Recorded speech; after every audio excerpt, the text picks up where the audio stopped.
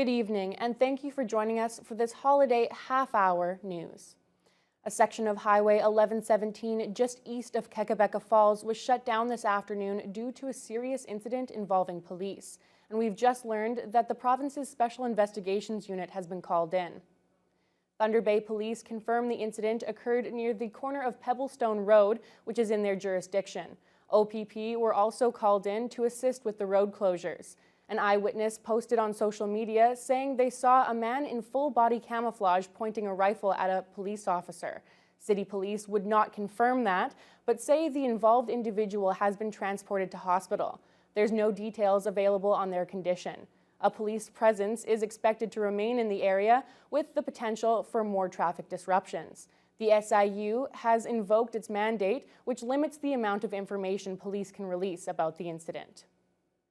The controversial plan to scrap the historic James Whalen tug is moving to the next stage. The City of Thunder Bay has issued a request for bids from marine salvage and recycling firms to take apart the 119-year-old vessel and save some of its parts for a future display. Jonathan Wilson reports. The James Whalen tug, which was built in 1905, has been sitting at the Patterson Dock next to the James Street Swing Bridge since 2022 after it sank at Cam River Heritage Park. City Council voted in September to scrap most of it, and City Parks Manager Corey Halverson says they've now put out a call for tenders. So the request for tender was posted near the end of this past week, so that will be out for, I think, the majority of January through the tendering period. That work is planned to be completed by this spring. The city had hoped to tender the project more than a month ago, but after several groups and council members questioned the plans and how much of the Whalen to save, the city added more options to the request for bids. So we weren't sure if we would have a window to possibly get things moving earlier this past fall, but we needed to make sure all the options that we're exploring through the demolition or the recycling of the vessel were included in the document properly. So, some of the options include saving the entire top portion of the old tug. The Transportation Museum of Thunder Bay has proposed using it for display at the Pool 6 dock, something like this one in the U.S. Halverson says the final decision will likely depend on the cost or extra costs of that option. There's about 3 different options. The base option for the sort of the baseline project is to preserve the stack and the bridge, and then everything else would be abated and recycled. Beyond that, we have some options to preserve larger portions of the actual top deck. A similar tugboat demolition occurred in Marathon 4 years ago. The 77-year-old Peninsula tug was taken apart after a failed effort to turn it into a tourist attraction. That teardown ended up going over budget at over $300,000. Halverson estimates a similar price tag for the Whalen. My understanding is that, again, depending on the size of the vessel, where it's located, all these things, what's still inside of it, all of those things can impact what options you have to do the recycling and how much it will cost. And I believe the estimated price for the base option was around $280,000. So that, again, based on the best estimate that we had at that time, and I think we had a 10 or 15% provision to pursue the other options. Yeah. The bidding will remain open until late January. The winning bid and option will be chosen after that, with the Whalen dismantled and removed by the end of May. Jonathan Wilson, TBT News. Christmas is now over, and there's less than a week until the new year arrives. And with that comes many deals and savings for local shoppers. Boxing Day sales have now been stretched out for a whole week, and they always bring out shoppers in droves to get the end-of-year sales. Here in Thunder Bay, it's no different. Brendan Miller was downtown today, finding out how much customers could save and what they've found so far. Though we had to wait all year, this is the best time to find a deal, especially here at the Power Center. With seemingly an endless supply of electronics and other household items, it's not difficult to find a steal of a deal. General Manager of the Power Center, Dave Radford, is astounded by the prices of what they have in store. The TVs are the lowest prices I've ever seen in my life. It's unbelievable. Like, we have an 85-inch Samsung for only $1,299. That's just unheard of. I've never seen that price. And we have 98-inch TVs for only $29.99.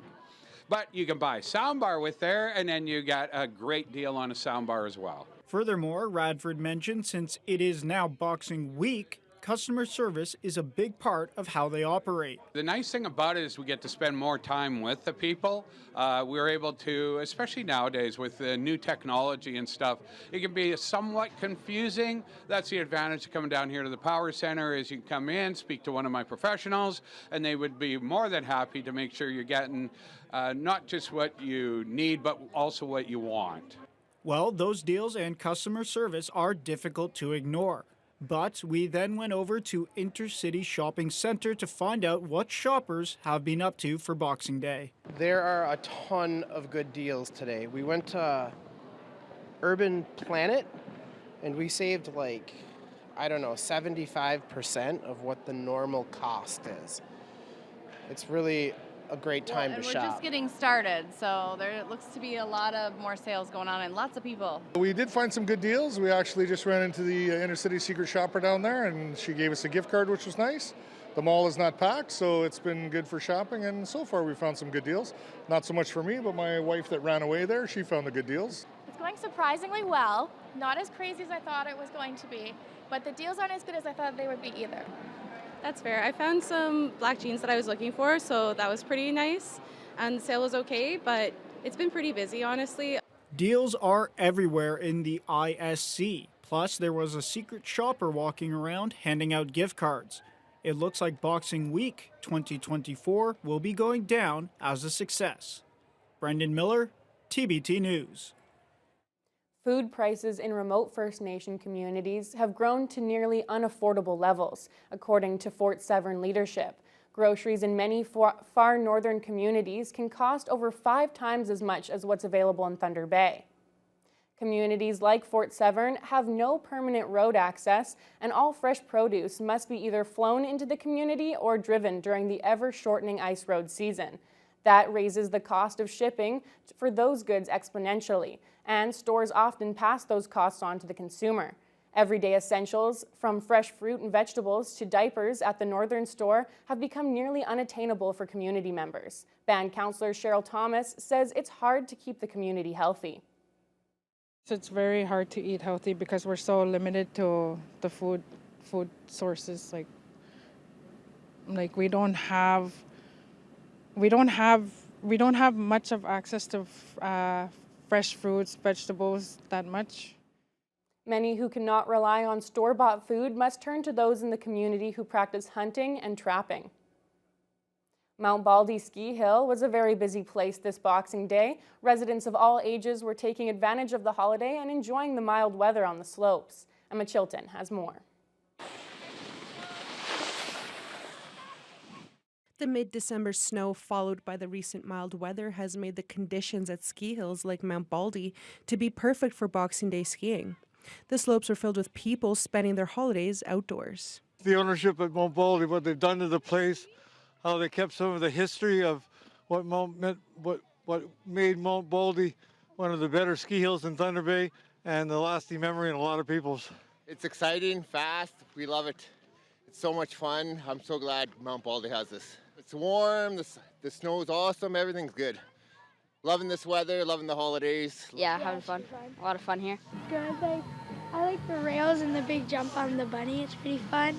For many local residents, the ski hill isn't just a place of recreation, but a place to make memories. And judging by the smiles on the slope today, it looks like it's shaping up to be a good season.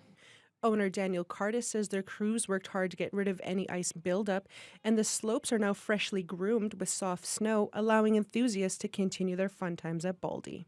Woo, warm weather. Yeah, we're not a big fan of that, obviously. It is nice when, people can come out and enjoy it. You don't have to, bundle up like crazy, but definitely brings the people out for sure. But when it comes to melting, we're higher elevation here, which is nice. So the snow's sticking around. That's not an issue.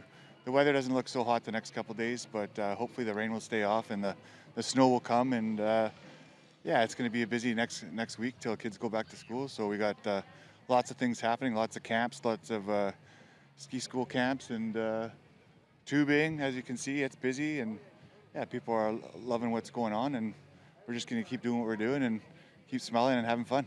Mount Baldy officials and all the skiers here are hoping the weather continues to cooperate and keeps the hills nice over the rest of the holidays. Carta says even if the weather reaches into plus temperatures over the next few days, the ski hills will definitely remain open. Emma Chilton, TBT News.